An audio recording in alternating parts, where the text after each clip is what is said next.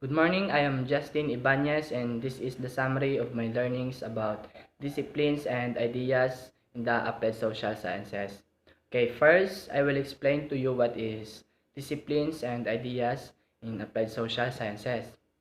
It introduces students to the disciplines and ideas that form part of the social sciences by drawing on the theories and principles of psychology, sociology, anthropology, and other social sciences. Social sciences are important because they create better institutions and systems that affect people's lives every day.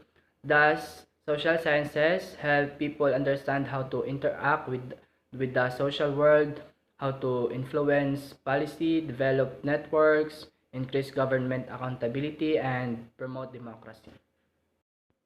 Okay, let's go first to social work level of practices. We have macro level practice, micro level practice, and meso level practice. And let's go to scope of social work.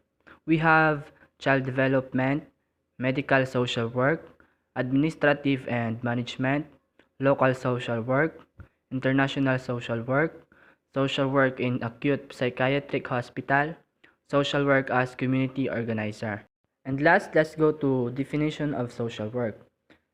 Social work as a profession which is concerned about the person's personal adjustment to his or her environment, and she referred this as person social functioning. Okay, how do social workers help the community? Every member of the community desires to stay safe, healthy, and wealthy in all manners.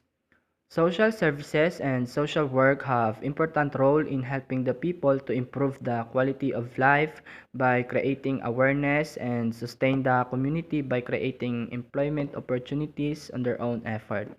And that would be all the summary of my learnings about disciplines and ideas in applied social sciences. Thank you.